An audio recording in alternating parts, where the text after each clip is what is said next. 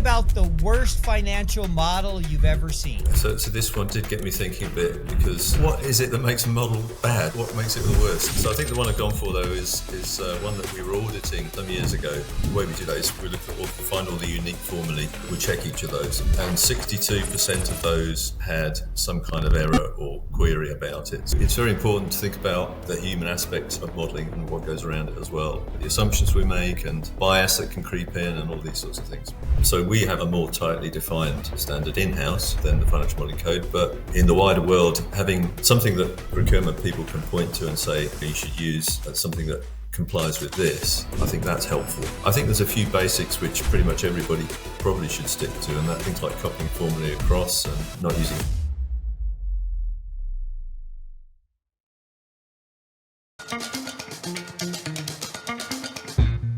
Welcome to Financial Modeler's Corner, where we discuss the art and science of financial modeling with your host, Paul Barnhurst.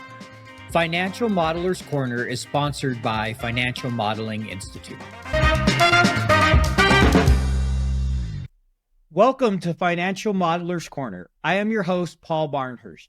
Every week, we talk about the art and science of financial modeling with distinguished financial modelers from around the globe. The Financial Modeler's Corner podcast is brought to you by Financial Modeling Institute. FMI offers the most respected accreditations in financial modeling. I am excited to welcome to the show Stephen Aldridge. Stephen, welcome to the show. Thank you, Paul. A pleasure to be here. Really excited to have you. So we kick off every episode with this question, and I'm sure you have an answer. Tell me about the worst financial model you've ever seen. Yeah, so this one did get me thinking a bit, because what is it that makes a model bad? You know, what makes it the worst? So there were a few candidates. So I think the one I've gone for, though, is one that we were auditing some years ago, and the way we do that is we look at find all the unique formulae, and then we'll check each of those. And 62% of those had some kind of error or query about it. So I think it has to take the prize for the worst model, and that included all sorts like 62% of every cell, like that had something in it. So every unique formula, so one that's not a copy. Yeah, 62% of them. So effectively, 62% of all the formulae had some kind of issue with it that we raised a comment on. So, and it was just, it wasn't a great model. It had lots of indirects, some ifs over huge ranges, and all these sorts of things. But the thing that really strikes me, I remember about that project, was the client's attitude to that. It was really what they wanted for us to sign it off, and they didn't really want to do any work to fix the model. They just wanted to do the bare minimum. We had some fun and games with that one. Yeah, I could imagine if they were like, no, just sign off. It's all good. We don't need to do anything. Well, like, yes, not really. Yeah, indirects. Yeah, I think everybody's used them some, but you just have to be careful when and how. If you have nothing but indirects, it can be concerning. Sure, yeah. I mean, it's like most things. There's a time and a place, and if you know what you're doing and you know what risks you're taking and you mitigate those, yeah, that's fine. Yeah, that's how I am with most things. It's like, yes, there's rules, and there's almost always a case where you're going to violate those rules. But if you understand why they're in place, then, and you know the risk you're taking and you're doing it appropriately, okay, then I'm okay with that. I may not choose to do it the way you did, but I can at least understand it. Yeah, that's right. Yeah, no, I think so. So what was the key learning or kind of your key takeaway from that model and that whole experience? Yeah, I think it was the key learning from that was really about the people side of this, that, the model is just part of it, but there's always people involved. And in that case, we had what we call a picnic problem, which is problem in chair, not in computer. Yes, I've heard that one. As soon as you said it, I was chuckling. Yeah. So it's very important to think about the human aspect of modeling and what goes around it as well. And, the assumptions we make and the bias that can creep in and all these sorts of things. I agree with you. There's a human component that just cannot be overlooked. It is so important to the overall model. There's the rest of it's kind of math and design. Yeah, that's right. It is. Yeah. is a dangerous generalization, but modeling attracts a lot of people who like working with computers more than they like working with people. And really, you need to be able to work with people as well and understand how they're interacting with the model. Totally agree. Well, thank you for sharing that experience. Can you tell us a little bit about yourself? Just introduce yourself to the audience here. Sure, yeah. I'm quite old now, so I've got a lot of background to my career. I started out in engineering and I started with Excel. Actually, my early engineering jobs, testing physical components and using Excel to do the analysis on that, and was writing were Excel 4 macros and reading stuff in through CSV files and this kind of thing from transducers and all sorts of stuff with little programs to make that all work. And I really enjoyed that, and I carried on finding a way to use Excel in everything I did. Even for a while I was a salesman. I wasn't able to do much there with Excel, but I was studying for an MBA there, so I was able to use Excel on all the assignments for the MBA as much as I could and that sort of thing. And then I went to a sort of corporate management role where I was again using Excel. I say Excel, but it's also Lotus 123 in those days, depending on which firm you were dealing with. And so I was doing a lot of analysis in sort of a corporate role. I got made redundant from that role and then found out that KPMG were advertising for what sounded just like what I'd been doing, and they were calling it financial modelling. I'd not heard the term before, but I applied for that and got a job with them. I spent about 6 years there and in their financial modelling group, and then about another year with Deloitte in their modelling group before joining a former colleague, Dever McCann, who left KPMG about the same time as I did, and he'd started doing modelling as a contractor, but he founded Numeritas, and we'd been talking, and to cut a long story short, we joined forces and sort of launched Numeritas as a firm rather than one person, and that's 20 years ago now. We've been going since then, and sort of tried to grow the business and offer similar sort of standard and quality as you would get from one of the biggest firms, big four firms or whoever, but with a more personal touch, of course. Well, it sounds like quite the background, engineering, sales, and modeling in there. A little bit of everything. a bit of an all-rounder. No, that's good. It's good to have a variety. I think it makes for a lot of fun versus doing the same thing the entire time. Yeah, and actually, I mean, having some sales experience is a useful skill if you're running a business as well. Yes, I've had to learn a lot of the sales side. It's definitely a useful skill to have. It's now that I'm running my own business. Wasn't something you did as an FP&A professional. No, sure. And, it's all important really, isn't it? Without that, nothing else happens. So true. So I want to, talk about something you and I chatted about beforehand, before we recorded this. Sure. We discussed modeling design principles, and how there's a lot of different standards out there. And you mentioned you worked on a project to help kind of create a framework for modeling. So can you talk about that experience? Share what that was like. Sure, yeah. So this goes back a few years now. And, if you see government procurement or anything of that sort, then, they're often having to procure financial modeling. And they were looking for a way to kind of set a minimum standard. And I started to see them specifying the FAST standard. I'm not a huge fan of the FAST standard. It's not the way I like to build models. That's not to say it's terrible. I agree with quite a lot of what's in it, but I didn't want... So what this was effectively was people who are non-experts telling people who are experts how they want them to build a model by specifying this standard. And I thought, well, that's not a great situation. So I had a lot of contacts. Well, still at KPMG and Deloitte, and some of those people have moved to Ernst & Young. Some of them have moved to BDO and various other big accounting firms. So I basically just contacted. So I managed to get contacts in, I think, the top 7 accounting firms and a handful of independents, and said, do you think here's a case for putting together some kind of framework, are you in? And most of them said yes. So it's been quite a long process, really. We started to pool what we each thought was best practice. So we each had an in-house style guide or an in-house methodology.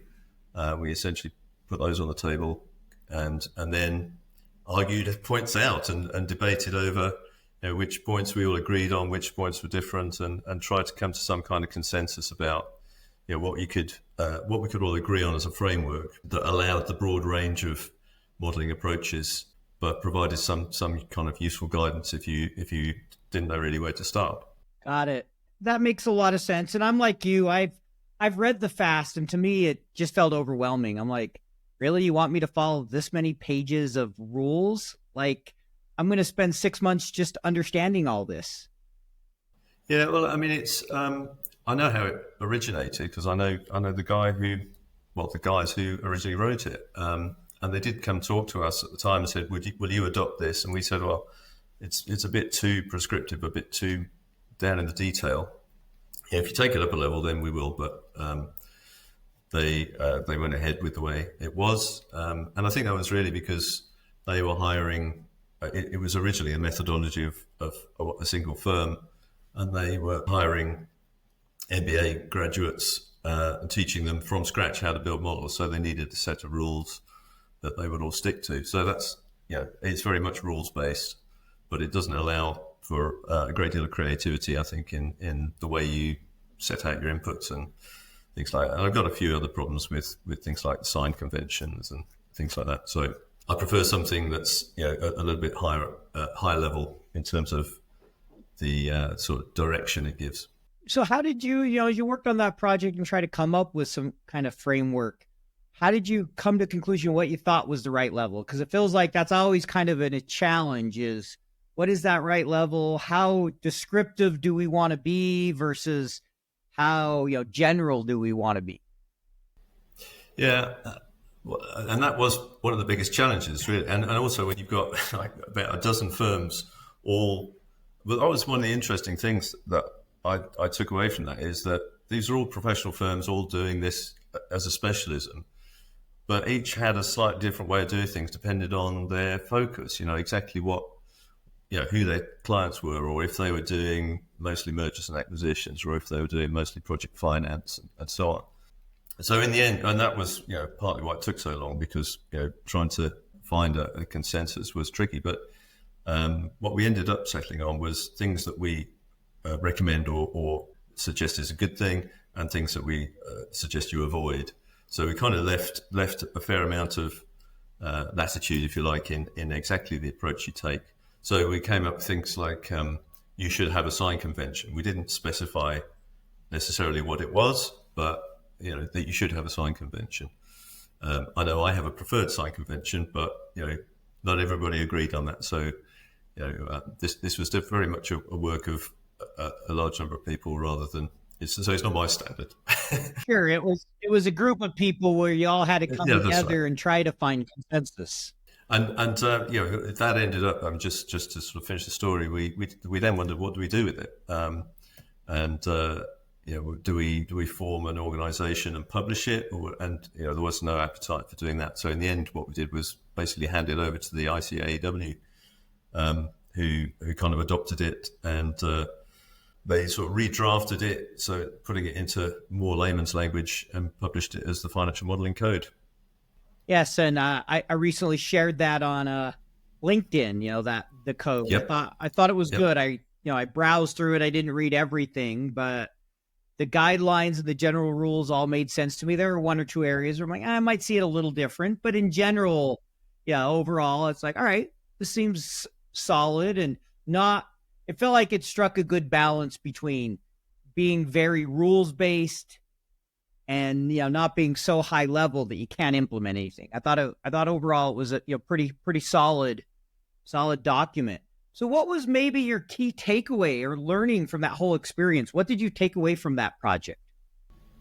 Well, I think it was this, the fact that there were so many slight differences in approach, all of which were valid. These are all people who did this as a group of people who developed what they considered to be best practice or something that worked for them. And but there were nuances about how that would differ between different firms. So that was really interesting, actually, which So it kind of says there's no definite right way to do these things. There's a number of things which you can argue are equally as good as each other. What were the areas that you tended to see the most discussion, like divergent views? Was it around signs? Was it around using VBA? Was there certain areas where there was really just a lot of discussion and it was hard to come to any kind of general consensus? Yeah, that's a good question. It's a while ago, so I remember. So hard coding, for example. I mean, nobody likes hard coding, Yeah. but what do you consider hard coding? Is a 12 a hard code if it's obviously the number of months in a year? There was some people saying, that's fine, or 7 if it's days in a week or whatever. But and then I'm a bit of a purist on that, and I prefer to have it as an input that's labeled. And maybe it's got a name range as well if it's something you're going to use a lot, and then it's obvious what it is. But there were differences in just lots of things. There was very little that was unanimously agreed on. Absolutely, I think circular references was probably the one thing that we all agreed on. Actually, Interesting. We didn't like them. Yeah, I don't know that anyone likes circular references. A lot of people view them as kind of a necessary evil on, a big debt model to at least get that calculation going and then maybe use a macro or whatever solution you have. But outside of that. There's some thing on project finance particularly where, there's an inherently circular problem because you're forward looking, for example. So yeah, but I would have a macro or a goal seek to break that. So I don't consider that to be a circular reference. When I say circular reference, I mean, that you switched on iterations in Excel and it's kind of trying to resolve that. And you can get divergent ones, which is scary. Each time you press F9, you get a different set of results. But the other reason I don't like circular references is that and we have this, sometimes we receive a model for auditing and I notice it's got iterations turned on. So switch them off and you find it's got a circular reference. And there was one that was intended. But if you break that one, then you sometimes find there's a few others in there because as soon as you switch iterations on, then it doesn't report any others and you can accidentally introduce other circulars that you didn't intend to. So that's the big reason I really don't like them. Yes, I have a model that had that where a person who had built this quite a while ago now and 5-10 years ago, and he built it. And I remember I had some circular references and I don't know that I ever found all of them. But, he still used the model. I probably shouldn't admit that, but that is exactly the type of thing you're talking about. So I get it. I had one like that. I think I finally got rid of them all when I completely rebuilt the model. Why do you think having a standard is so important? I mean, what do you think the benefits are for having, some kind of general standards out there for people? So I suppose a few things. Within a firm, you probably want a house style at least and an agreed approach so that if somebody else picks up the model or has to work on it or somebody leaves, then, you've got continuity. So, that's a big thing for us. So we have a more tightly defined standard in-house than the financial modeling code. But I think in the wider world, having some kind of something that procurement people can point to and say, you should use something that complies with this, I think that's helpful. Because like I say, you often get people who need they need a specialist to do financial modeling. How do you choose or how do you procure something that you're not an expert in when you're having to rely on experts to do that work? So I think it's useful particularly for that point of view. I would agree. So how do you guys think about that at Numeritas? Are you using kind of the guidelines you put together, the code? Is that generally what you guys follow for your style now, or how do you think about it there? Well, we sort of established our own methodology, if you like, that sort of fits within that. We call it skills, which is spelled with a C. So that's separation, consistency, integrity, linearity, and simplicity. And you can sort of drill down on each of those, and there's a bit more within that. So separation means separating your inputs from your calculations from your outputs, but also that includes hard coding. You'd separate out assumptions from calculations at that level of detail. So that's kind of a high level, and it's a nice little mnemonic that helps to remember it. we've got that broken down to further levels. And there's videos on our website if anybody wants to drill into that. You can just you can search for skills, Okay. either spelling, and you should find it. There's a search on the website. And so it's SCILLF, is that? SCILS. So separation. LS, okay. Yeah. And the last one being simplicity. Got it. A lot of people, I think, have been on the show have agreed that simplicity is important. And I think... that's another habit that's taken me a while to break. I used to, everything I'd make is complex. And the older I get, the more I realize just keep it simple. Yeah. Well, that's right. And so, I mean, we like to break things down and have flags and counters and things like that to, when you're trying to figure out when things happen on a timeline and that sort of thing. Break those formulae out into small steps. So, I think there's a lot of agreement on that, but amongst most people. What advice would you offer to firms, companies as they're trying to implement a standard or, guidelines to mention, like you mentioned skills that you guys use, you've helped with others. Any thoughts you have about going through that process? Because I think it's something, especially in corporate finance, when you get into more, modeling and consulting firms, I think they tend to have standards. But what I've seen in corporate finance is it's often the wild, wild west. And any advice on kind of how companies should think about that or go about potentially implementing some guidelines and standards for models? Yeah, so that in a way, that's kind of what the financial modeling code is about. It's, if you like, it's here are the things that you should consider and that you should decide how you're going to approach those for your particular needs. If you're in a corporate and there is going to be a fair amount of financial modeling being done, then you probably need an expert to set that up. You maybe have somebody to lead that, and they're naturally going to bring with them their own history and background to it. So it's going to probably look like what they're used to, whichever firm they came from. But I think about the particular type of modeling that your firm is doing, or that you need to in your company.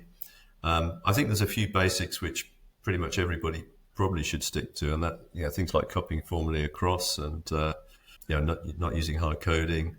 I mean, just some basic stuff like make sure everybody understands about absolute and relative referencing. That in itself helps considerably. But I'd also say use styles. I think Excel styles are kind of underused, but that helps keep everything looking consistent as well. And you can set up things like your input cells that have protection switched off, so that those can still be accessed even if you activate the protection. And so we've got our own set of house styles that we use. Helps keep everything consistent, and it has that sort of thing already set up. So so I think that's probably the sort of approach I would suggest. Start with something like the code as here are the things to consider, and try and work through what you think you need for your own purposes. In today's business world, financial modeling skills are more important than ever. With Financial Modeling Institute's Advanced Financial Modeler Accreditation Program, you can become recognized as an expert in the field by validating your financial modeling skills. Join the Financial Modeling Institute's community of top financial modelers, gain access to extensive learning resources, and attain the prestigious Advanced Financial Modeler Accreditation. Visit www.fminstitute.com/podcast and use code podcast to save 15% when you register. I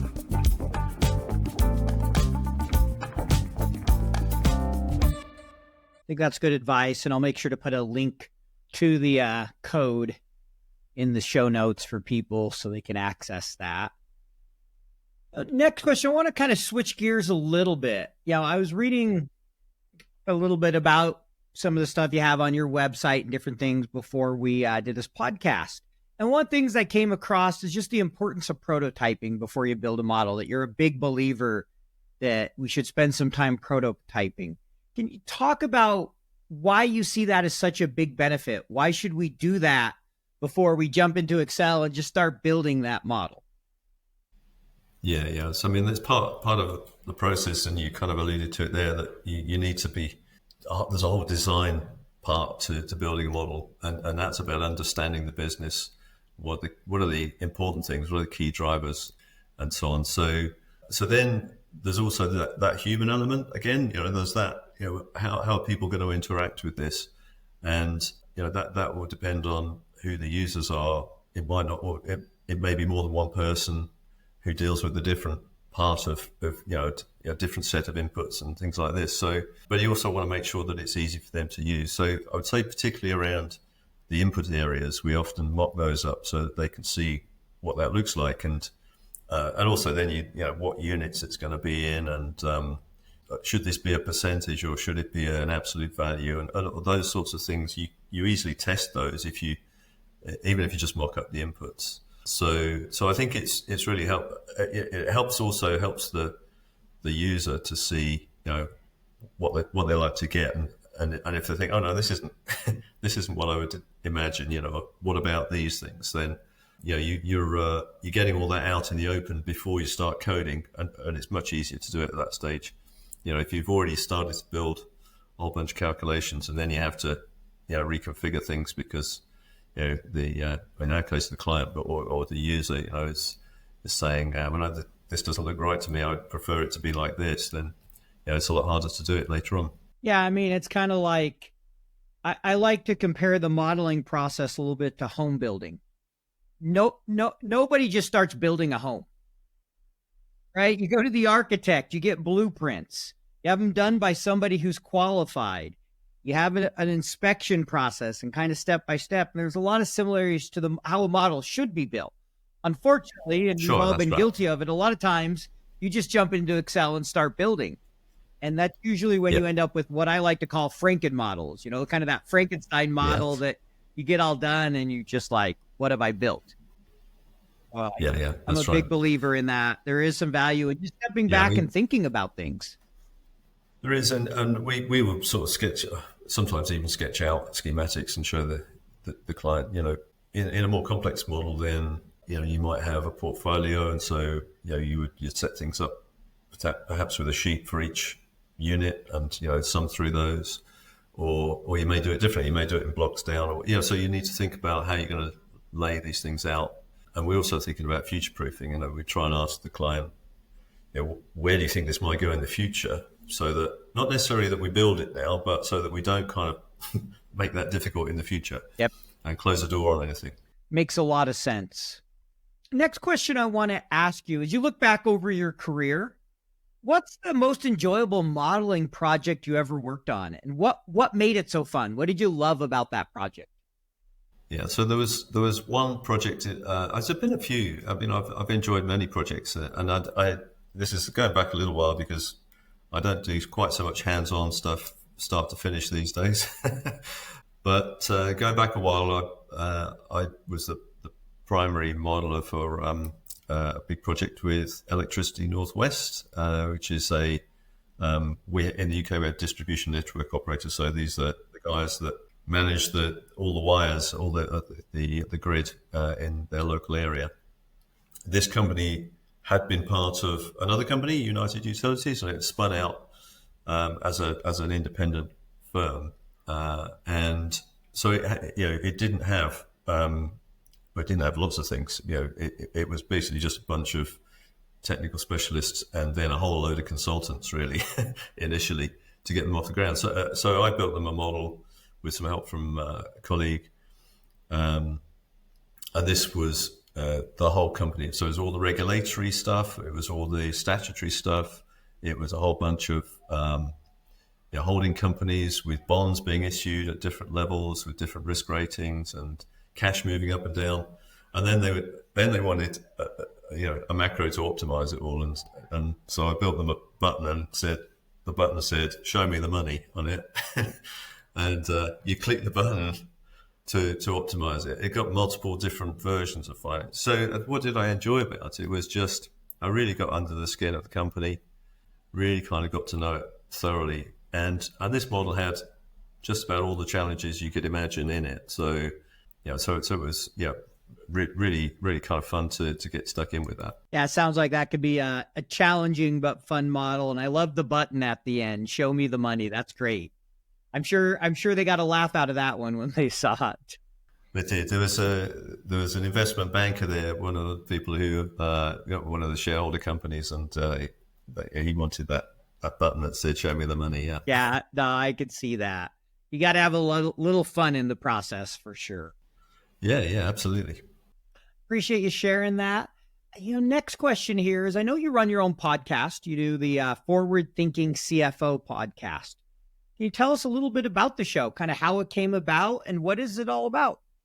Well, yeah, it's really part of our marketing effort, and we thought a podcast might be a good idea to supplement what we were doing. It's actually, I went to a guy who I know does organize podcasts and so on, and said, yeah, I was thinking about doing a podcast. He said, you want to get all your other marketing sorted out first. So we did that first for about 6 months, and then we came back to the podcast idea. And I mean, I thought about doing a podcast like yours, really, a financial modeling podcast. But then we thought, well, actually, the people we want to talk to really are more like our clients, the CFOs. So hence we went for the forward thinking CFO, and I try to find CFOs and people who deal with CFOs who might be interesting to CFOs to talk to. And I found it absolutely, I'm sure you're the same. I learned so much from that, from getting into those conversations. You can ask people questions that you wouldn't normally get to ask them. And there's some great lessons there as well from what the CFOs have been through. And also we've had, some funders on there, people who, lend to companies. So you get to hear a bit about what they're looking for. And every now and again I go a little bit off piece. So we just had one about hydrogen, which if you're in the sort of renewable sector and so on, then hydrogen's one of the next big things. So that's interesting to quite a lot of our audience as well. So but I thoroughly enjoy it. It's we have some great conversations, and I learn a huge amount from it. Yeah, I am totally with you. I love talking to people and learning from them. I mean, I've had the opportunity to talk to somebody from pretty much every continent in the world. I haven't got Antarctica yet, probably won't, but you know what I mean. And it's just fascinating. There aren't many penguins doing modeling. Yeah, exactly. There's not a lot of penguins in modeling or FP&A or finance in general. But it's a lot of fun to just learn from others and hear their stories. Like, just hearing you talk about show me the money, or as you're telling about how you thought about modeling standards. And I know for me, if I went back to being, a day-to-day practitioner instead of running my own business, I'd be a better practitioner for what I've learned from everybody, all those lessons I've absorbed, because, right, we all have our strengths and weaknesses. And if we're open, we can all learn from everybody out there at the end of the day. Yeah, absolutely. Yeah. So this is a fun question we like to ask. What is your favorite Excel shortcut? Yeah. Okay. So I'm a bit old. I know other people have had Alt ESV as theirs. I still use that. I do too. I'm a little old school with you as well there. And I thought, well, what do I use the most? That's probably F4, to toggle between absolute and relatives. But I think my favorite, actually, I've gone for control semicolon, which just puts today's date in, which I just think it's a great timetable, and it's quite neat. It's not one many people know as well. So I had to think about it for a second. When you said it, I'm like, well, that's right. Because I just don't, it's not one I've used much. All the others, I'm like Alt ESV, of course, F4, Control C, Control, like, because I didn't start out, it wasn't until later in my career I started using shortcuts. It's something I was never taught. I didn't start kind of that investment banking route. I started not in finance. So it was a long time before I even really started learning shortcuts. And I finally feel comfortable where I can do them most of the time. I still find myself sometimes being like, forget it, I'm just using my mouse. Yeah, we use them all the time. And in fact, we've got some of our own as well. We have a tool which has additional shortcuts in that make us more efficient. Yep. It does, incidentally, that does lots of other things. There's a free version that we give away as well. So that does mapping of workbooks and analysis and all sorts of things, useful navigation I tools. think I saw that online. Make sure to send me that link and we can put that in the show notes. And yeah, I definitely know shortcuts can save you time. And like I said, I'm kind of one of those that's in the middle. You have those people that are like the no mouse club, and you have others that have no idea there's shortcuts. And I'm one of those that's kind of probably here a little more toward the no mouse club these days, but I definitely do my share of keyboard. And sometimes I'm like, why am I doing this? I know this is really inefficient. Yeah. Well, it does, and when you're doing it day in, day out, you can save quite a lot of time. And I even have the same keyboard. I've got one at home and I've got one at the office because I have to have the exact same layout because it becomes muscle memory. Yeah. No, I had a boss. You'll laugh at this. He told me he worked in modeling for a long time. He didn't do it anymore, but he had done like certain keys so much, he would be sitting there tapping them on the table, like certain keystrokes, just like as a nervous kind of habit, like almost like a twitch. And he goes, I'd be like doing like F4, different things just out of habit. I thought you were going to say that some of the keys have rubbed off. I'm sure some of mine. Oh, I'm sure there was some of that too. Yeah. All right. So one more question, then we're going to move to our rapid fire section where we get to put you on the spot. Okay. So as you look back over your career, what's the one thing you've learned that's benefited you the most in your career? That's maybe either saved you the most time or helped you the most throughout your career? I think there was a job I did in my 30s, just before I joined KPMG, actually. And there was a guy there who was about my age now. So, he seemed really old to me at the time. But I was basically his right-hand man, so doing this analysis work. So I was working with him day in, day out. And I'd see other people come in and, because he was the big boss for the whole region and so on. And, they were almost quaking in their boots sometimes. But, I was working with him closely. So I got to realize that, he's just the same as anybody else. And, he doesn't have all the answers. And so it just gave me some lessons there about, how people perceive you and also that not everybody has all the answers. Well, in fact, nobody has all the answers. You can get good ideas and get advice from everywhere. So that's really, I think, the thing that I would say is stuck with me, that you can get good ideas from anywhere and everybody can have good input. So nobody's got all the answers. I really like that. It reminds me of the way somebody summarized it. I had a podcast I was doing recently, and there's a guy by the name of Jim Cook, and he commented, I came to learn that the smartest person in the room is the room. And I really like that. He's like, it's not any individual. It's how do you collectively come up with the best solution? Yeah, that's right. Yeah, I mean, it's like the wisdom of crowds, I wrote an article about that a little while ago, and it's quite a famous story about and I can't remember all the names now, but it was about a farmer's market, and they were trying to guess the weight of an ox. And the crowd actually, if you average it out, got it almost spot on. So whereas there was quite a big range.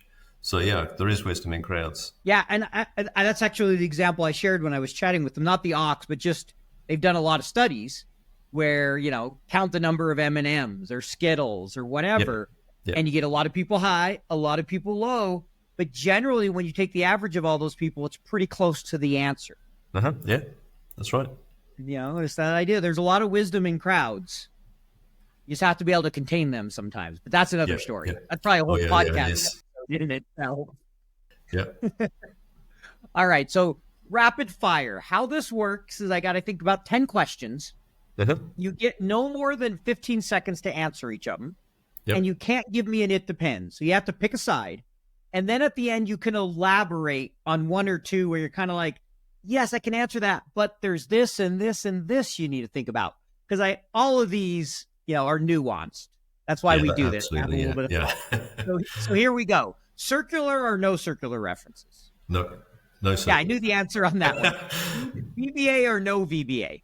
Yes, I like VBA, but there's a caveat to go with it. Yeah. All right. Well, we'll get to that here at the end. Horizontal or vertical?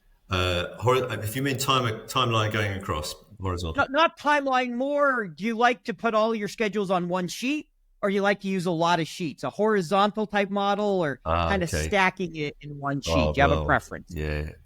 that really is it depends question. So I'm going to have to go for horizontal, I think. All right. I get it. That is really one of those. Excel dynamic arrays in models, yes or no? Not for financial models.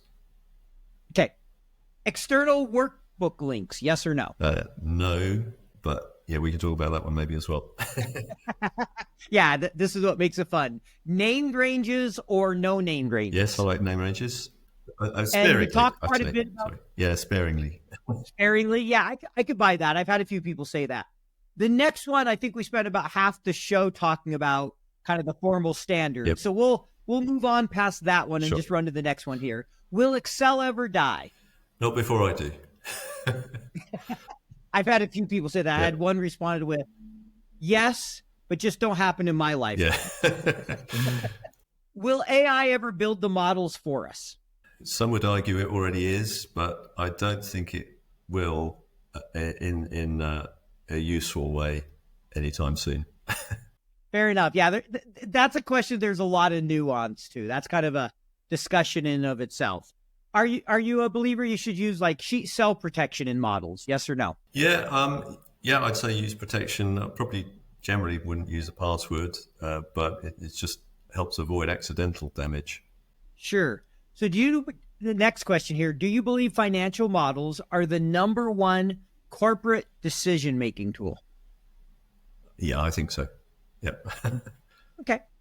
And then here's the last one. What is your lookup function of choice? You would choose VLOOKUP, index match, XLOOKUP, or something different that I didn't mention there? Yeah, no, I'm old school, so it's index match.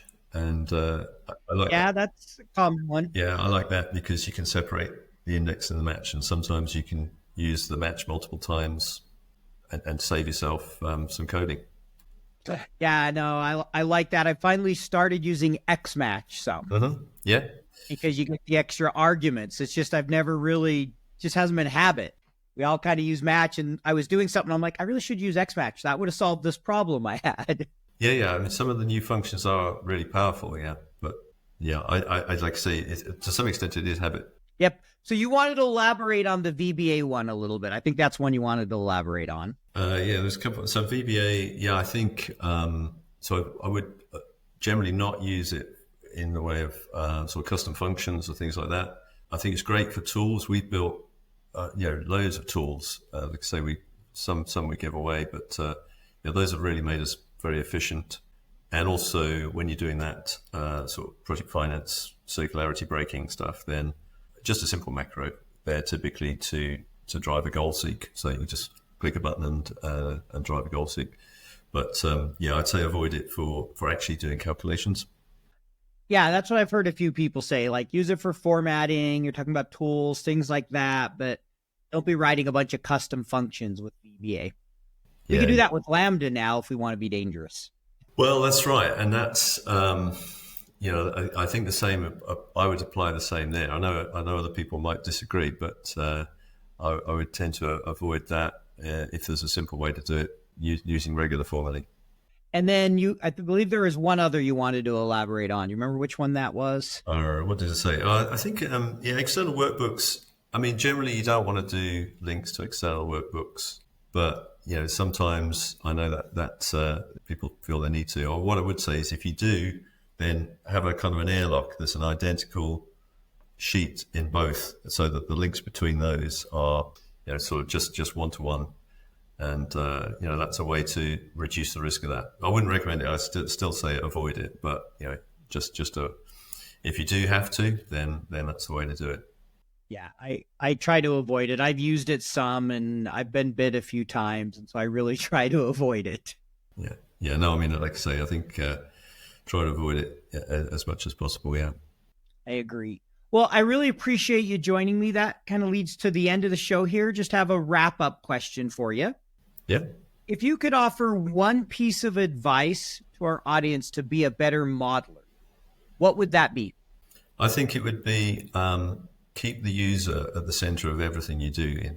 Keep them at the center of your thinking, and that way you'll produce a model that's much easier to use and like to have a longer life. I like that. So keep the customer front and center. Yeah. And then If anyone wants to get a hold of you or learn more about you or your company, what's the best way for them to do that? We're probably through LinkedIn. If you click on the button there that says View My Portfolio, there's a whole bunch of links there to things like our YouTube channel, company page, the podcast, the blog, and all sorts of things. So that's probably the best way. All right, great. Well, I appreciate you joining me, Stephen, and look forward to sharing this episode with our audience. So thanks for being with me today. Thanks, Paul. It's been a pleasure. Yeah, thanks for taking the time to talk. Yeah. Financial Modelers Corner was brought to you by Financial Modeling Institute. Visit FMI at www.fminstitute.com/podcast and use code PODCAST to save 15% when you enroll in one of their accreditations today.